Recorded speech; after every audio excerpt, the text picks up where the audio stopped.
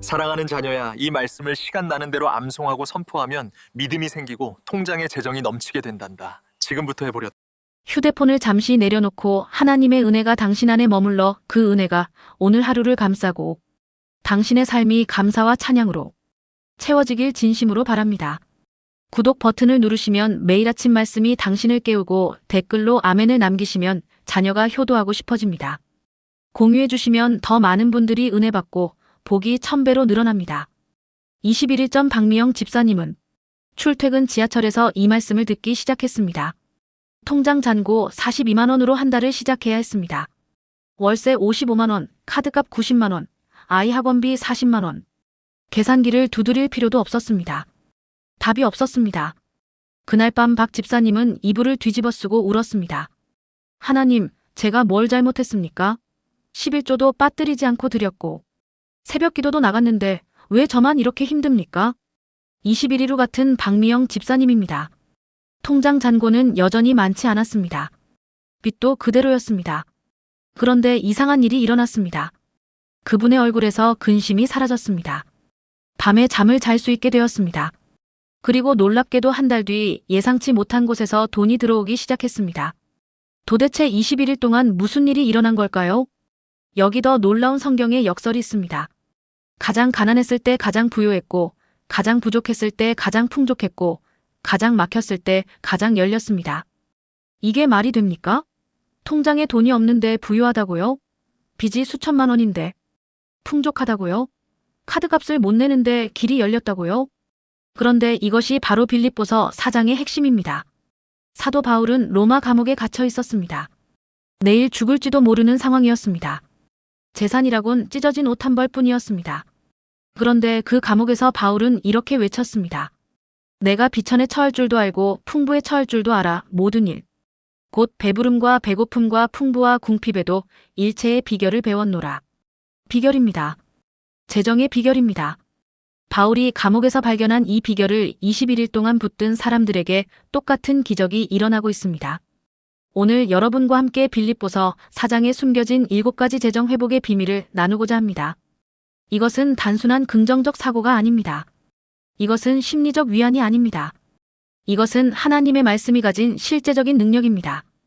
21일 동안 출퇴근길에 집안일하면서 잠들기 전에 이 말씀을 들었던 사람들에게 실제로 재정적 돌파구가 열렸습니다. 믿으시겠습니까? 그렇다면 함께 시작해 보시겠습니까? 여러분은 지금 무엇 때문에 잠을 못 주무십니까? 혹시 다음 달 월세 때문에 가슴이 답답하지 않으신가요? 자녀 학원비를 어떻게 마련할지 고민하고 계시지 않습니까? 병원비 청구서를 받아들고 한숨만 나오지 않으셨나요? 통장 잔고를 확인할 때마다 마음이 무너지는 것 같지 않으십니까? 우리는 모두 알고 있습니다. 염려한다고 해서 문제가 해결되지 않는다는 것을요. 걱정한다고 해서 돈이 생기지 않는다는 것을요. 그런데도 우리는 밤낮으로 염려합니다. 새벽 3시에 눈을 뜹니다. 갑자기 빚이 떠올라서입니다. 아침에 일어나자마자 핸드폰을 듭니다. 독촉 전화가 와 있지는 않을까 두려워서입니다. 식사를 해도 맛이 없습니다. 머릿속에는 온통 계산기만 돌아가고 있습니다. 바로 이런 우리에게 빌립보서 4장 6절은 이렇게 말씀합니다. 아무것도 염려하지 말고 다만 모든 일에 기도와 간구로 너희 구할 것을 감사함으로 하나님께 아뢰라. 아무것도 염려하지 말라. 이 얼마나 놀라운 명령입니까? 월세 걱정도 하지 말라는 겁니까? 병원비 걱정도 하지 말라는 겁니까? 카드값 걱정도 하지 말라는 겁니까? 그렇습니다. 하나님은 정확히 그렇게 말씀하십니다. 아무것도 염려하지 말라고 하십니다. 그런데 여기서 우리가 놓치지 말아야 할 것이 있습니다. 하나님은 염려하지 말라고만 하시지 않으셨습니다.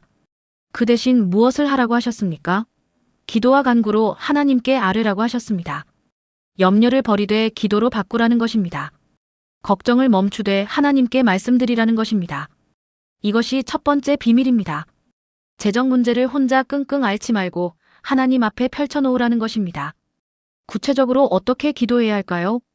먼저 여러분의 재정 상황을 있는 그대로 하나님 앞에 펼쳐놓으십시오. 하나님, 이번 달 월세가 50만 원인데 통장에 30만 원밖에 없습니다. 하나님, 카드값이 80만 원인데 어디서 돈을 구해야 할지 모르겠습니다. 하나님, 아이 학원비를 끊어야 할 것 같은데 마음이 너무 아픕니다. 이렇게 구체적으로 말씀드리십시오. 하나님은 이미 다 아시지만 여러분이 입으로 고백할 때 역사하십니다. 둘째, 염려를 내려놓는다고 고백하십시오. 하나님, 이 문제를 제가 더 이상 붙들고 있지 않겠습니다. 하나님, 이 걱정을 하나님께 맡깁니다. 하나님, 제가 할 수 있는 일은 다 했습니다. 이제는 하나님이 하실 차례입니다. 이렇게 고백하는 순간 신기하게도 마음의 평안이 찾아옵니다. 셋째, 감사를 덧붙이십시오. 이것이 아주 중요합니다. 다시 보십시오. 감사함으로 하나님께 아뢰라. 문제를 말씀드리되 감사와 함께 드리라는 것입니다. 하나님, 월세가 부족하지만 그래도 살 집이 있어 감사합니다. 하나님, 카드값이 밀렸지만 그래도 건강에 감사합니다. 하나님, 돈은 없지만 가족이 있어 감사합니다. 이렇게 감사를 덧붙일 때 우리 마음의 초점이 부족함에서 감사함으로 바뀝니다. 그리고 하나님은 감사하는 사람을 통해 일하십니다. 제가 아는 한 권사님의 이야기를 나누겠습니다. 그분은 남편이 사업에 실패한 후 5년 동안 빚에 시달렸습니다. 빚이 무려 8천만 원이었습니다. 매달 이자만 해도 100만 원이 넘었습니다. 처음에는 하나님께 원망도 했습니다. 왜 저만 이렇게 힘듭니까? 제가 뭘 잘못했습니까? 그러다가 빌립보서 4장 6절을 붙들게 되었습니다. 그분은 결심했습니다. 이제 염려하지 않겠습니다. 대신 매일 기도하겠습니다. 그날부터 출퇴근길 지하철에서 집안일하면서 잠들기 전에 이렇게 기도했습니다. 하나님, 8천만 원의 빚이 있습니다. 이 빚을 하나님께 맡깁니다. 염려하지 않겠습니다. 하나님께서 길을 여시리라 믿습니다. 그래도 가족이 건강한 것 감사합니다. 처음 며칠은 아무 변화가 없었습니다. 일주일이 지나도 마찬가지였습니다. 그런데 신기하게도 그분의 마음이 변하기 시작했습니다. 밤에 잠을 잘 수 있게 되었습니다. 아침에 일어났을 때 가슴을 짓누르던 무거움이 조금씩 사라졌습니다. 2주가 지났을 때 10년 동안 연락이 없던 친구에게서 전화가 왔습니다. 혹시 일손이 필요하지 않니? 우리 회사에서 단기 프로젝트를 진행하는데. 3주가 지났을 때 남편이 작은 일거리를 구했습니다. 한 달이 지났을 때 예상치 못한 세금 환급이 나왔습니다. 큰 돈은 아니었지만 그달 이자를 낼 수 있었습니다. 그렇게 한 달, 두 달, 석 달이 지나면서 조금씩 길이 보이기 시작했습니다. 그리고 정확히 21일째 되던 날 아침, 그 권사님은 이렇게 고백했습니다. 목사님, 빚은 아직 다 갚지 못했습니다. 그런데 이상하게 평안합니다. 하나님이 책임지신다는 확신이 생겼습니다. 지금 이 순간에도 여러분의 재정 문제는 해결되지 않았을 수 있습니다.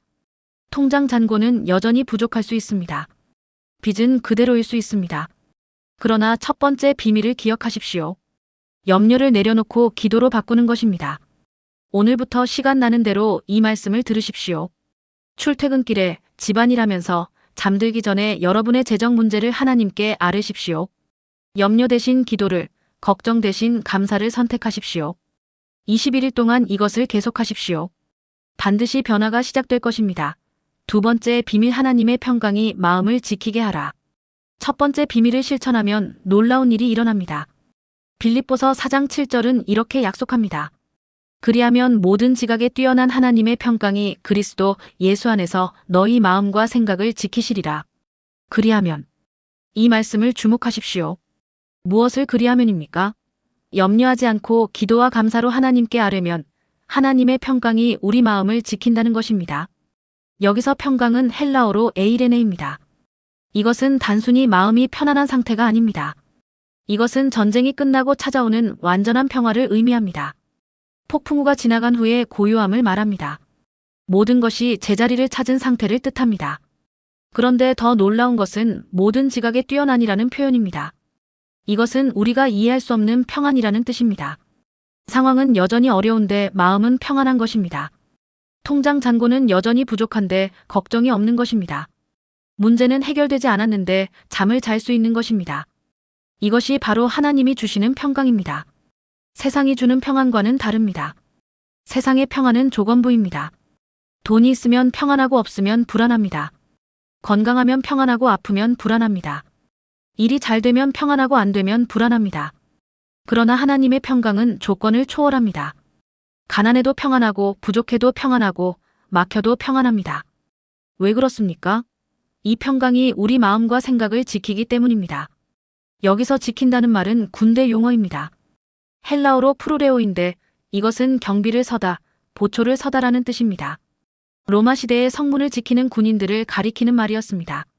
적이 침입하지 못하도록 철저히 경비를 서는 것입니다. 바울이 이 편지를 쓸 때 그의 옆에는 로마 군인이 서 있었을 것입니다. 바울을 지키는 간수였습니다. 바울은 그 광경을 보면서 이렇게 표현한 것입니다. 하나님의 평강이 마치 저 군인처럼 여러분의 마음과 생각을 지킬 것이다. 무엇으로부터 지킨다는 말입니까? 염려로부터 지킵니다. 두려움으로부터 지킵니다. 절망으로부터 지킵니다. 부정적인 생각으로부터 지킵니다. 악한 영의 공격으로부터 지킵니다. 마치 군인이 성문을 지키듯이 하나님의 평강이 우리 마음의 문을 지키는 것입니다. 그래서 염려가 들어오려고 하면 막아줍니다. 두려움이 침투하려고 하면 막아줍니다. 절망이 공격하려고 하면 막아줍니다. 이것이 두 번째 비밀입니다. 출퇴근길 21일 동안 이 말씀을 듣고 은혜 받고 실천이의했더니 집을 잃었던 집사님 변화되었습니다. 21일 동안 빌립보서 4장을 끈질기게 붙들 때 여러분 안에 이 평강이 자리 잡기 시작합니다. 처음 며칠은 잘 느껴지지 않을 수 있습니다. 여전히 걱정이 밀려올 수 있습니다. 그러나 일주일, 2주일이 지나면서 신기한 경험을 하게 됩니다. 같은 상황인데 마음이 다릅니다.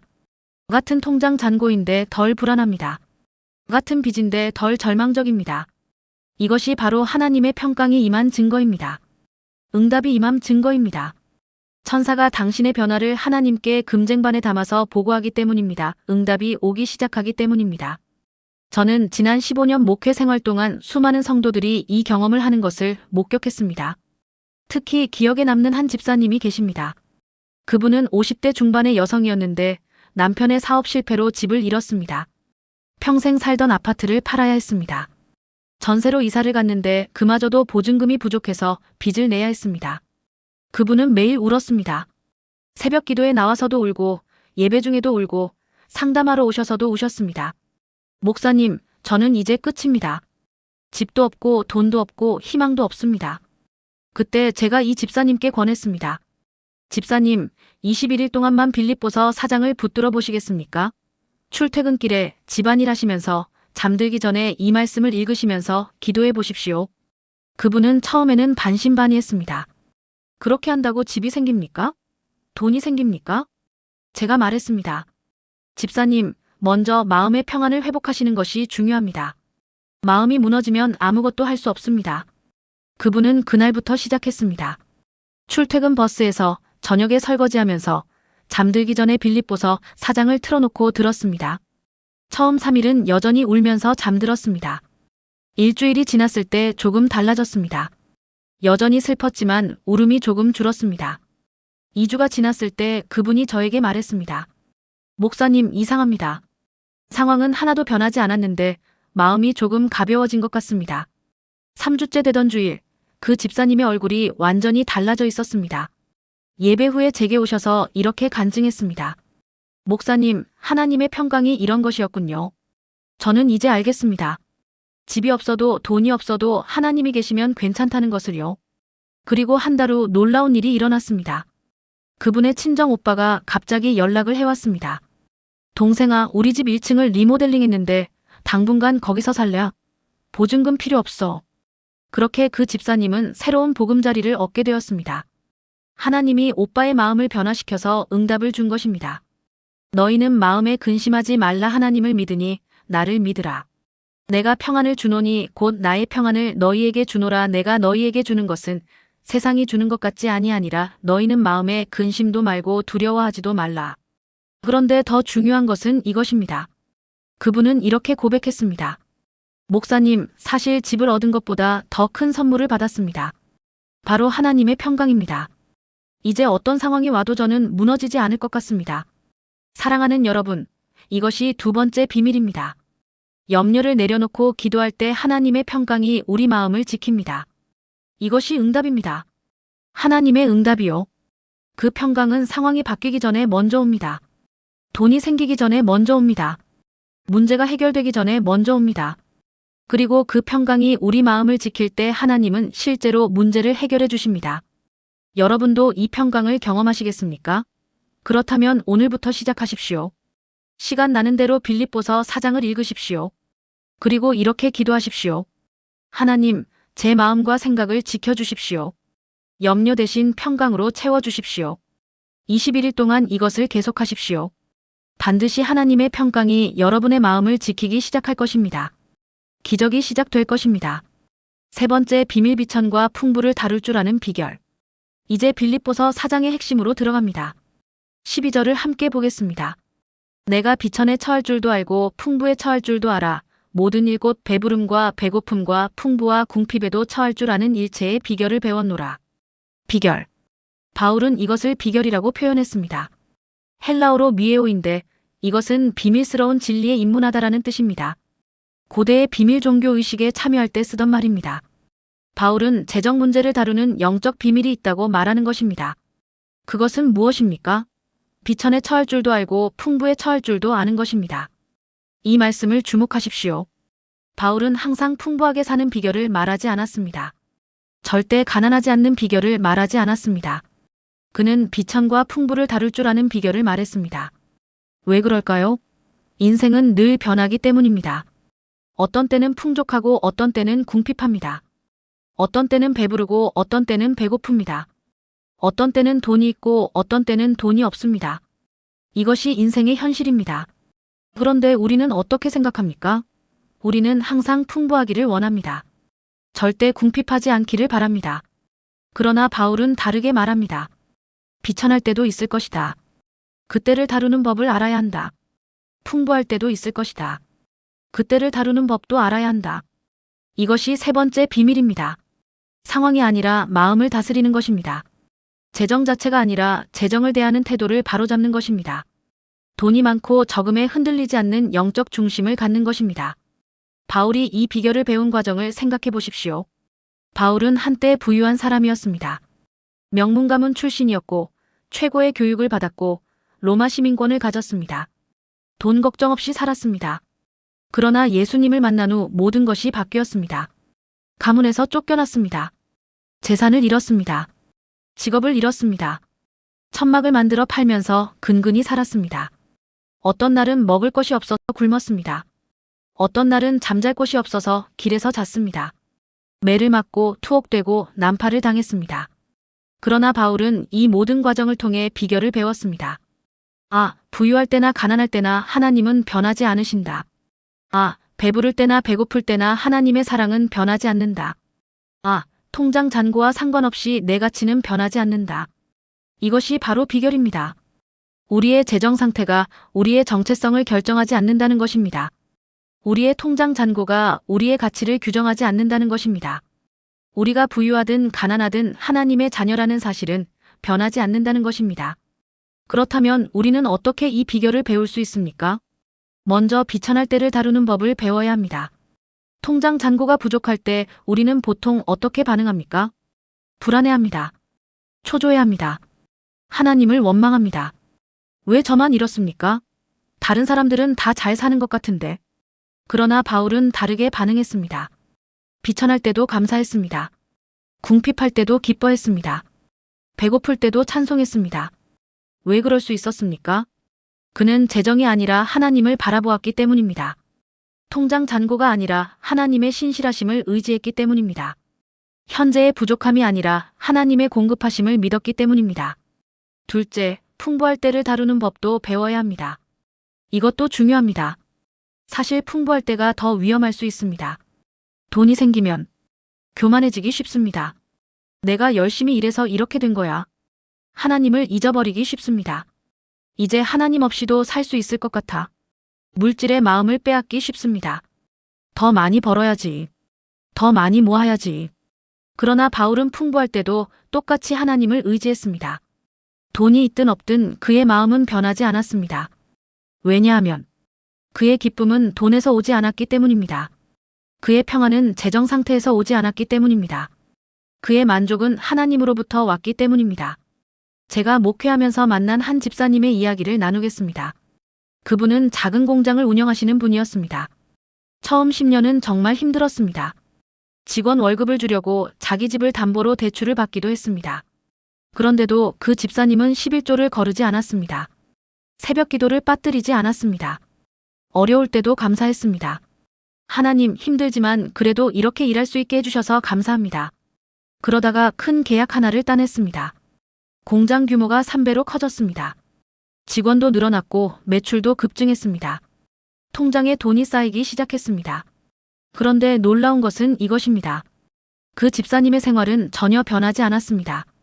여전히 작은 차를 타고 다니셨습니다. 여전히 소박하게 사셨습니다.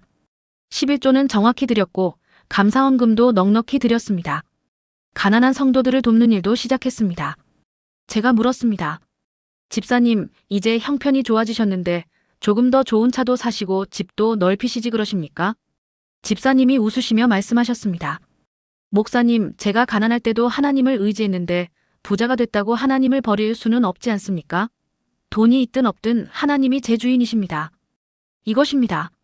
이것이 바로 바울이 말한 비결입니다. 비천에 처할 줄도 알고 풍부에 처할 줄도 아는 것입니다. 가난해도 하나님을 찬양하고 부유해도 하나님을 찬양하는 것입니다. 부족해도 감사하고 풍족해도 감사하는 것입니다. 돈이 주인이 아니라 하나님이 주인이라는 것을 아는 것입니다. 여러분, 지금 여러분의 통장 상태는 어떻습니까? 비천합니까? 풍부합니까? 어느 쪽이든 상관없습니다. 중요한 것은 그 상태를 어떻게 다루느냐입니다. 비천할 때 절망하지 마십시오. 하나님이 공급하실 것을 믿으십시오. 풍부할 때 교만하지 마십시오. 모든 것이 하나님께로부터 온 것임을 기억하십시오. 21일 동안 시간 나는 대로 빌립보서 4장을 붙들 때 이 비결이 여러분 안에 새겨질 것입니다. 그리고 여러분은 재정 상황에 흔들리지 않는 영적 중심을 갖게 될 것입니다. 이것이 재정 회복의 세 번째 비밀입니다. 네 번째 비밀, 능력 주시는 자 안에서 모든 것을 할 수 있다. 바울은 계속해서 13절에서 이렇게 선포합니다. 내게 능력 주시는 자 안에서 내가 모든 것을 할 수 있느니라. 이 말씀은 빌립보서에서 가장 유명한 구절 중 하나입니다. 많은 사람들이 이 말씀을 인용합니다. 시험을 앞두고 취업을 준비하며 사업을 시작하면서 이 말씀을 외칩니다. 그런데 우리가 놓치는 것이 있습니다. 바울이 이 말씀을 한 문맥이 무엇입니까? 바로 재정 문제를 다루는 맥락입니다. 앞 구절을 다시 보십시오. 비천에 처하는 것, 풍부에 처하는 것, 배고픔과 궁핍을 다루는 것. 바로 이것을 할 수 있는 능력을 말하고 있는 것입니다. 다시 말해, 재정적 어려움을 극복할 수 있는 능력을 하나님이 주신다는 뜻입니다. 그런데 여기서 중요한 단어가 있습니다. 내게 능력 주시는 자 안에서. 바울은 자기 능력으로 할 수 있다고 하지 않았습니다. 나는 강하다고 하지 않았습니다. 나는 할 수 있다고 하지 않았습니다. 그는 그리스도 안에서 할 수 있다고 했습니다. 능력 주시는 자로 말미암아 할 수 있다고 했습니다. 여기서 능력은 헬라어로 엔디나모입니다. 이것은 힘을 불어넣다, 강하게 하다라는 뜻입니다. 마치 배터리를 충전하는 것과 같습니다. 우리 자체로는 힘이 없습니다. 우리 스스로는 약합니다. 그러나 하나님이 우리 안에 능력을 불어넣으실 때 우리는 강해집니다. 재정적으로 막다른 골목에 이르렀을 때 우리 힘으로는 어떻게 할 수 없습니다. 빚을 갚을 방법이 없습니다. 돈을 벌 길이 보이지 않습니다. 모든 문이 닫혀 있습니다. 그러나 그리스도 안에서는 할 수 있습니다. 하나님이 능력을 주실 때 길이 열립니다. 하나님이 능력을 주실 때 불가능이 가능이 됩니다. 하나님이 능력을 주실 때 막힌 것이 뚫립니다. 이 능력을 받는 세 가지 방법. 그렇다면 어떻게 이 능력을 받을 수 있습니까? 첫째, 내 무능함을 인정해야 합니다. 우리가 강하다고 착각하는 동안에는 하나님의 능력이 임하지 않습니다. 내가 할 수 있다고 믿는 동안에는 하나님이 일하시지 않습니다. 바울은 고백했습니다. 내가 약할 그때에 강하다. 내가 약하다는 것을 인정할 때 하나님의 능력이 나타납니다.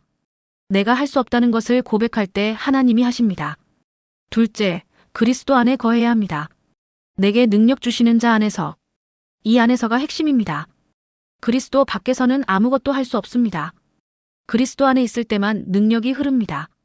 그렇다면 그리스도 안에 거한다는 것은 무엇입니까? 그분의 말씀에 거하는 것입니다. 그분과 교제하는 것입니다. 기도로 그분과 연결되는 것입니다. 예배로 그분을 만나는 것입니다. 21일 동안 시간 나는 대로 빌립보서 4장을 붙드는 것입니다. 이것이 바로 그리스도 안에 거하는 것입니다. 셋째, 모든 것을 할 수 있다는 믿음을 가져야 합니다. 내가 모든 것을 할 수 있느니라. 이것은 자기 확신이 아닙니다. 이것은 하나님에 대한 확신입니다.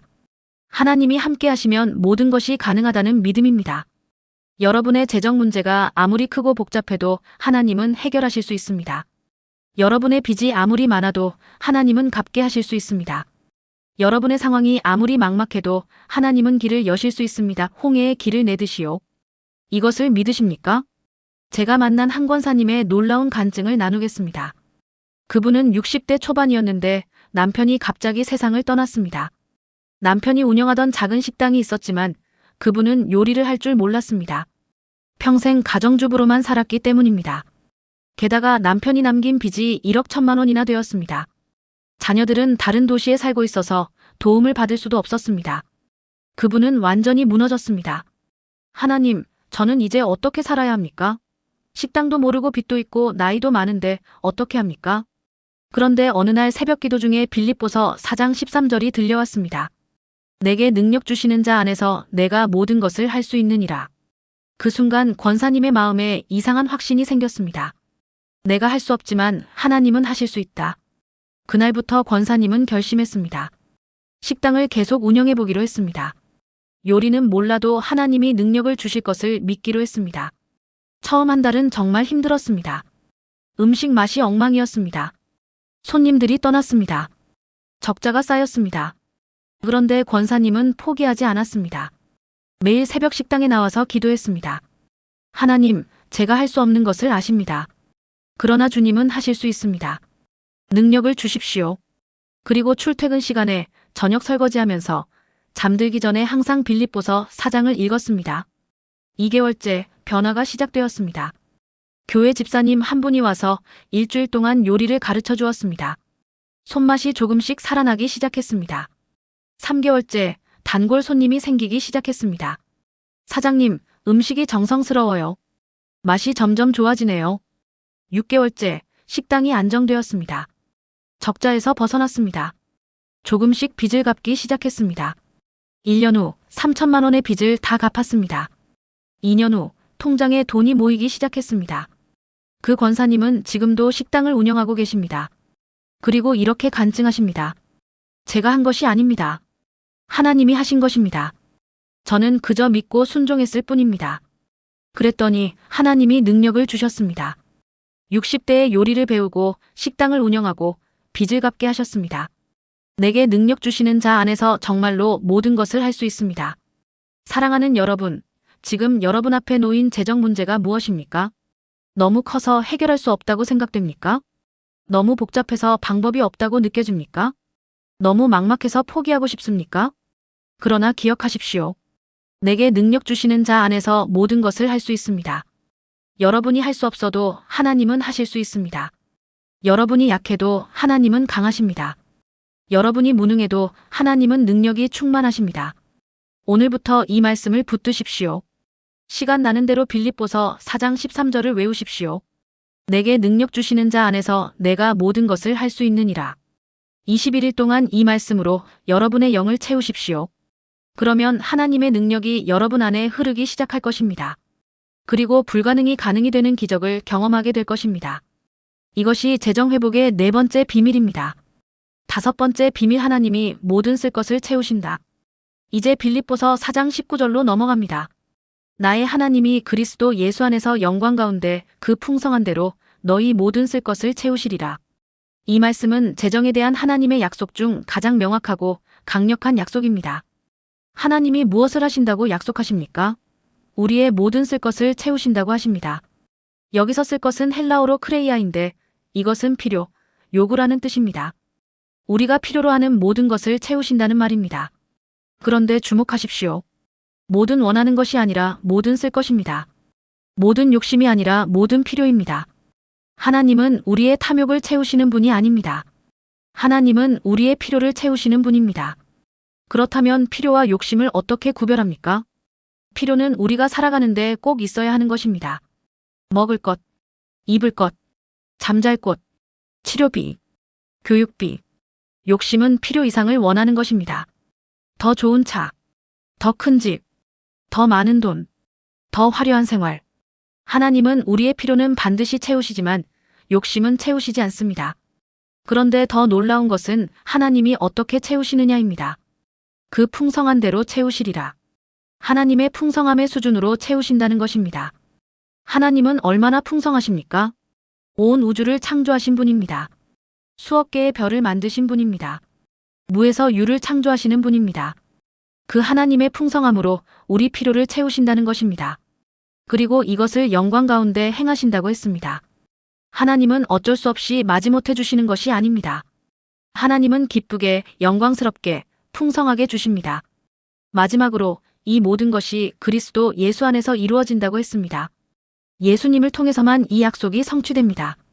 예수님과 연결되어 있을 때만 하나님의 공급이 흐릅니다.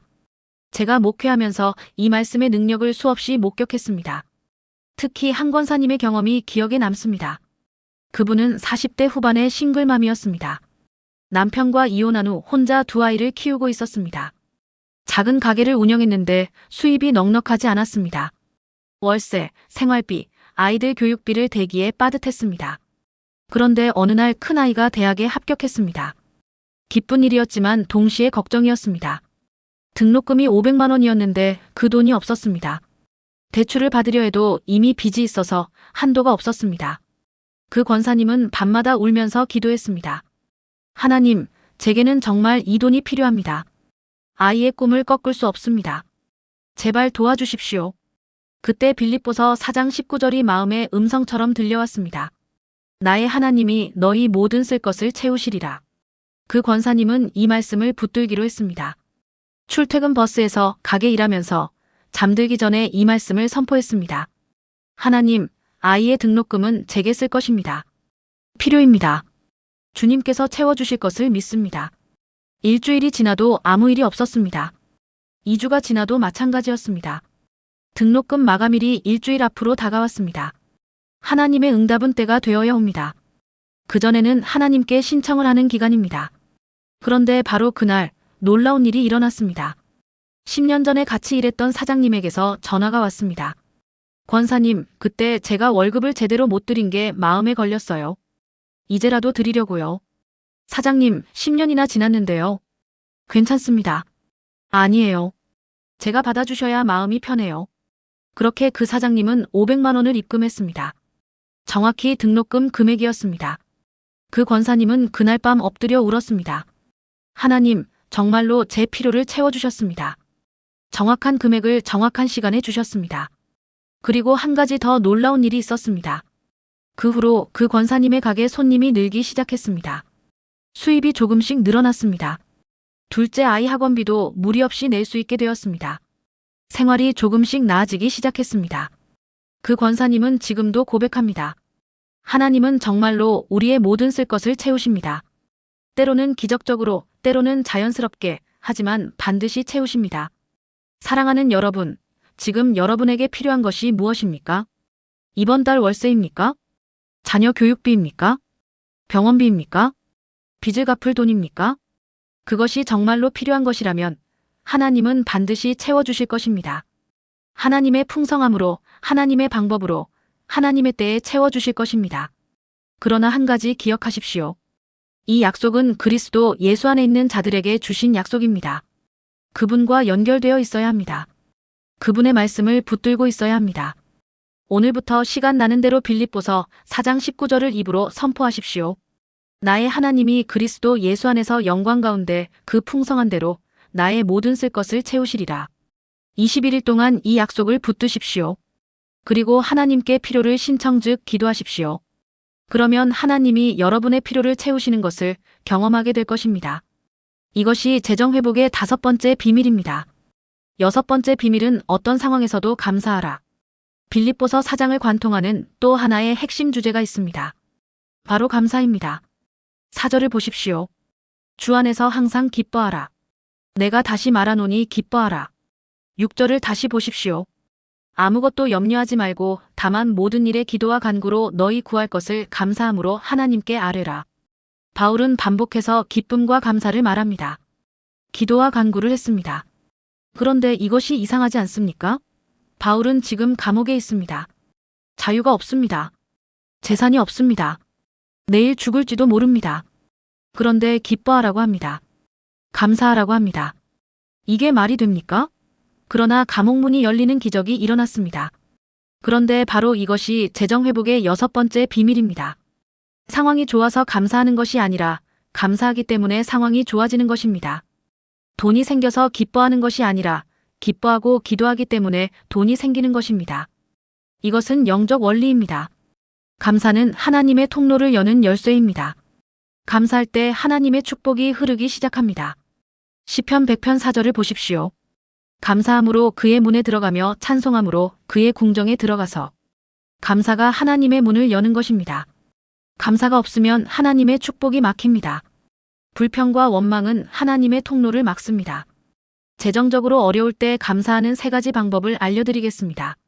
그렇다면 재정적으로 어려울 때 어떻게 감사할 수 있습니까? 첫째, 있는 것에 감사하십시오. 없는 것을 보지 말고 있는 것을 보십시오. 통장 잔고가 10만 원밖에 없다고요? 그래도 10만 원이 있습니다. 영원보다 낫습니다. 밥을 한 끼밖에 못 먹는다고요? 그래도 한 끼는 먹을 수 있습니다. 굶는 사람보다 낫습니다. 집이 작고 낡았다고요? 그래도 비를 피할 수 있는 집이 있습니다. 노숙자보다 낫습니다. 있는 것에 감사하십시오. 작은 것에도 감사하십시오. 둘째, 과거에 감사하십시오. 지금은 어려워도 과거에 하나님이 도우신 일들이 있지 않습니까? 어떻게든 지금까지 살아온 것이 기적 아닙니까? 그때그때 하나님이 채워주신 것들을 기억하십시오. 하나님, 그때도 주님께서 길을 여셨습니다. 이번에도 여실 것을 믿습니다. 과거의 은혜를 기억할 때 미래에 대한 믿음이 생깁니다. 셋째, 미래를 내다보며 감사하십시오. 아직 일어나지 않은 일에 미리 감사하는 것입니다. 하나님, 제 필요를 채워주실 것을 믿고 미리 감사드립니다. 하나님, 이 빚을 갚게 하실 것을 믿고 미리 감사드립니다. 하나님, 길을 열어주실 것을 믿고 미리 감사드립니다. 이것을 믿음의 감사라고 합니다. 보이지 않지만 믿기 때문에 감사하는 것입니다. 이런 감사가 있을 때 하나님이 일하십니다. 코로나로 망해가던 회사를 살려주신 하나님의 간증입니다. 제가 아는 한 성도님의 놀라운 경험을 나누겠습니다. 그분은 50대 중반의 남성이었는데 작은 회사를 운영했습니다. 그런데 코로나 때문에 회사가 휘청거렸습니다. 매출이 뚝 떨어졌습니다. 직원 월급을 주기도 힘들어졌습니다. 결국 회사를 정리해야 하나 고민하는 지경에 이르렀습니다. 그분은 매일 걱정과 불안에 시달렸습니다. 밤에 잠을 못 잤습니다. 식사도 제대로 못했습니다. 그러다가 어느 주일 설교 중에 빌립보서 4장 말씀이 선포되었습니다. 범사에 감사하라. 그 순간 그분의 마음에 찔림이 왔습니다. 나는 지금까지 불평만 했구나. 불안만 안고 있었구나. 감사는 하나도 없었구나. 그날부터 그분은 결심했습니다. 아무리 어려워도 매일 감사 제목 10가지를 찾기로 했습니다. 처음에는 쉽지 않았습니다. 뭘 감사해? 회사가 망해가는데. 그래도 억지로라도 찾았습니다. 하나님, 그래도 직원들이 아직 남아있어 감사합니다. 하나님, 그래도 건강에 감사합니다. 하나님, 그래도 가족이 있어 감사합니다. 처음 일주일은 형식적이었습니다. 그런데 2주째부터 변화가 시작되었습니다. 진짜 감사거리가 보이기 시작했습니다. 아, 이것도 감사할 일이네. 저것도 감사할 일이네. 3주째, 그분의 마음이 완전히 바뀌었습니다. 어두웠던 얼굴에 평안이 찾아왔습니다. 걱정 대신 감사가 입에서 나왔습니다. 그리고 놀라운 일이 일어났습니다. 한 달 후 큰 거래처에서 연락이 왔습니다. 새로운 프로젝트를 진행하는데 함께 하실 수 있겠습니까? 계약이 성사되었습니다. 매출이 회복되기 시작했습니다. 3개월 후 회사는 안정을 찾았습니다. 6개월 후 오히려 코로나 전보다 나아졌습니다. 그분은 지금도 매일 감사 제목 10가지를 적습니다. 그리고 이렇게 고백합니다. 감사가 제 인생을 바꿨습니다. 감사가 회사를 살렸습니다. 이제 저는 압니다. 감사는 선택이 아니라 능력이라는 것을요. 사랑하는 여러분, 지금 감사할 수 없는 상황입니까? 통장 잔고를 보면 한숨만 나옵니까? 빚을 생각하면 절망감이 듭니까? 그럴수록 더욱 감사하십시오. 있는 것에 감사하고 과거에 감사하고 미래를 내다보며 감사하십시오. 오늘부터 잠들기 전에 감사 제목 10가지를 찾아보십시오. 작은 것이라도 좋습니다. 당연한 것이라도 좋습니다. 감사를 입으로 고백하십시오. 21일 동안 이것을 계속하십시오. 그러면 여러분의 영적 분위기가 바뀔 것입니다. 불평이 감사로, 절망이 희망으로, 두려움이 믿음으로 바뀔 것입니다. 그리고 하나님은 감사하는 사람을 통해 재정의 기적을 일으키실 것입니다. 이것이 재정 회복의 6번째 비밀입니다. 7번째 비밀은 21일 동안 말씀을 붙들라입니다. 이제 마지막 7번째 비밀입니다. 지금까지 우리가 나눈 6가지 비밀은 모두 중요합니다. 그런데 이 모든 것을 가능하게 하는 것이 하나 있습니다. 바로 하나님의 말씀을 붙드는 것입니다. 특별히 21일 동안 지속적으로 말씀을 붙드는 것입니다. 왜 21일입니까? 심리학자들의 연구에 따르면 새로운 습관이 형성되는데 평균 21일이 걸린다고 합니다. 21일 동안 같은 행동을 반복하면 그것이 습관이 됩니다. 영적으로도 마찬가지입니다. 21일 동안 하나님의 말씀을 붙들면 그 말씀이 우리 영 깊은 곳에 새겨집니다. 머리의 지식이 아니라 마음의 확신이 됩니다. 이론이 아니라 체험이 됩니다. 21일이 만에 다니엘에게 응답을 주십니다. 가브리엘 천사장이 다니엘의 기도를 첫날 받아 출발을 했습니다. 가는데 사탄이 가브엘 천사장의 길을 막았습니다. 그 길이 열리는데 21일 걸렸습니다. 미가엘 천사장이 와서 한 방에 날려버림으로 21일 만에 다니엘에게 도착한 것입니다. 항상 내가 안 되는 데는 이유가 있는데 사탄이 여러분의 사업과 자녀와 일에 방해를 한다는 것을 알아야 합니다. 그래서 기도와 간구가 필요하고 감사가 필요한 것입니다. 여러분의 응답은 천사가 가지고 온다는 것을 잊지 마십시오. 응답을 가지고 오다가 사탄에 의해서 막힐 수도 있습니다. 그래서 항상 기도해야 합니다. 간구하고 감사해야 합니다. 히브리서 4장 12절은 이렇게 말합니다. 하나님의 말씀은 살아있고 활력이 있어 좌우에 날선 어떤 칼보다도 예리하여 혼과 영과 및 관절과 골수를 찔러 쪼개기까지 하며 또 마음의 생각과 뜻을 판단하나니 하나님의 말씀은 살아있습니다. 죽은 문자가 아닙니다. 우리가 말씀을 읽을 때 말씀이 우리를 읽습니다. 우리가 말씀을 들을 때 말씀이 우리에게 말합니다. 우리가 말씀을 묵상할 때 말씀이 우리를 변화시킵니다. 여러분 믿음이 있다가 없어지잖아요. 성경 말씀대로 여러분의 믿음을 사탄이 빼앗아 가기 때문입니다. 그리고 믿음이 흐려지잖아요. 그것은 사탄이 가라지를 더 뿌리고 가기 때문입니다. 실제입니다. 저는 매일 체험합니다. 여러분은 생각으로 살아갑니다. 하와에게 사탄이 생각을 넣어서 타락시킨 것처럼 지금도 사탄의 세력들은 여러분들의 생각을 빼앗고 덧뿌리고 하나님의 응답을 받지 못하게 원망과 불평을 여러분에게 심어줍니다. 원망과 불평도 생각입니다. 이것이 말로 나오는 것입니다. 감사도 생각입니다. 생각을 다스려야 합니다. 시간 나는 대로 들어야 되는 이유는 이렇습니다. 특히 바쁜 일상 중에 틈틈이 말씀을 듣는 것은 강력한 영적 무기입니다. 우리의 잠재의식은 여러 상황에서 열려 있습니다.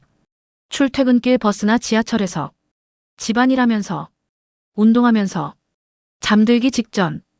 이런 때들은 말씀은 깊은 곳에 심어집니다. 하루 종일 그 말씀이 우리 안에서 역사합니다. 다음 날 깨어날 때 그 말씀이 우리를 일깨웁니다. 제목에서 말한 것처럼 시간 나는 대로 들었더니 통장이 넘치더라는 간증들이 많은 이유가 바로 이것입니다. 출퇴근길에 설거지하면서 잠들기 전에 빌립보서 4장을 읽으면 아무것도 염려하지 말라는 말씀이 우리 불안을 잠재웁니다. 하나님의 평강이 지키시리라는 말씀이 우리 마음을 지킵니다. 모든 것을 할 수 있는 이라는 말씀이 우리에게 용기를 줍니다. 모든 쓸 것을 채우시리라는 약속이 우리에게 소망을 줍니다. 이것이 21일 동안 반복되면 우리 안에 믿음의 근육이 생깁니다. 이것이 하나님과 동행의 시작입니다. 처음에는 정말 그럴까? 의심했던 것이 그렇구나. 확신으로 바뀝니다. 혹시 했던 것이 반드시 믿음으로 변합니다. 그리고 그 믿음이 실제 상황을 바꾸기 시작합니다. 1억 2천만 원 빚에서 노임받고 재정이 넘친 이야기를 하겠습니다. 저는 지난 목회 기간 동안 수많은 성도들에게 이 21일 말씀 묵상을 권했습니다. 그 중에서도 가장 극적인 변화를 경험한 권사님의 이야기를 나누겠습니다. 그분은 70대 초반이었는데 아들의 사업 실패로 연대보증을 섰다가 빚을 떠안게 되었습니다. 무려 1억 2천만 원의 빚이었습니다. 70대 노인이 감당할 수 없는 금액이었습니다. 그분은 완전히 절망했습니다. 이제 죽는 수밖에 없다고까지 생각했습니다. 그때 제가 권사님을 만났습니다. 권사님, 21일만 빌립보서 4장을 붙들어 보시겠습니까? 목사님, 빚이 1억이 넘는데 말씀 듣는다고 해결됩니까? 권사님, 먼저 마음을 회복하셔야 합니다. 마음이 살아야 길이 보입니다. 그분은 반신반의하면서도 시작했습니다. 출퇴근 버스에서 설거지하면서 잠들기 전에 빌립보서 4장 전체를 들었습니다. 처음 일주일은 변화가 없었습니다. 여전히 절망적이었습니다. 그런데 10일째쯤부터 조금씩 달라지기 시작했습니다. 이상하게 마음이 조금 편해진 것 같아요. 14일째, 권사님은 이렇게 말했습니다. 목사님, 신기합니다. 빚은 그대로인데 덜 무섭습니다. 21일째, 권사님의 얼굴이 완전히 달라졌습니다. 목사님, 이제 알겠습니다. 하나님이 책임지신다는 것을요. 제가 할 일은 믿고 맡기는 것이라는 것을요. 그리고 한 달 후, 기적이 시작되었습니다. 권사님이 30년 전에 사놓고 잊고 있던 땅이 있었습니다. 시골의 작은 땅이라 가치가 없다고 생각했었습니다. 그런데 그곳에 도로가 나면서 땅값이 올랐습니다. 부동산에서 연락이 왔습니다.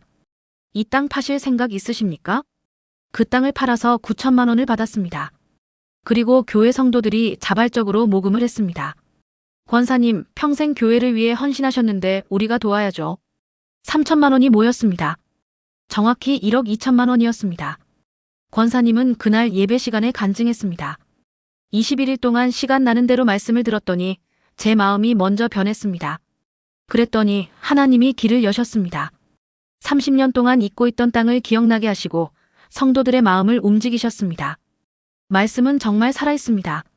사랑하는 여러분, 이것이 7번째이자 마지막 비밀입니다. 말씀을 붙드는 것입니다. 특별히 21일 동안 지속적으로 말씀을 붙드는 것입니다. 하루나 이틀이 아닙니다. 일주일이 아닙니다. 21일입니다. 21일 동안 시간 나는 대로 빌립보서 4장을 읽으십시오. 아니, 암송하십시오. 그리고 선포하십시오. 출퇴근길에, 집안일하면서, 운동하면서, 잠들기 전에 암송하고 선포하십시오. 그 말씀이 여러분의 잠재의식에 심어지도록 하십시오. 그 말씀이 여러분의 영을 적시도록 하십시오. 그 말씀이 여러분의 믿음을 세우도록 하십시오. 처음 며칠은 변화가 없을 수 있습니다. 그러나 포기하지 마십시오. 1주일, 2주일, 3주일 계속하십시오. 21일이 지날 때쯤이면 여러분 안에 확실한 변화가 일어날 것입니다. 불안이 평안으로 바뀔 것입니다. 절망이 소망으로 바뀔 것입니다. 두려움이 믿음으로 바뀔 것입니다.